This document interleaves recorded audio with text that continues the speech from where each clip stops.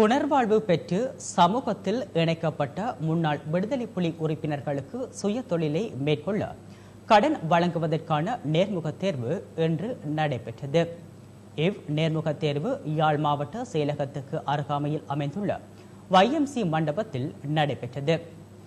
பருத்தித்துறை, கரவட்டி மற்றும் வெளிக்கமம் பகுதிகளில் சுய தொழிலுக்காக விண்ணப்பித்தவர்கள் நேர்முக தேர்வுக்கு அழைக்கப்பட்டு அவர்களினால் சமர்ப்பித்த சுய தொழில் வேலை திட்டங்கள் பரிசீலிக்கப்பட்டன.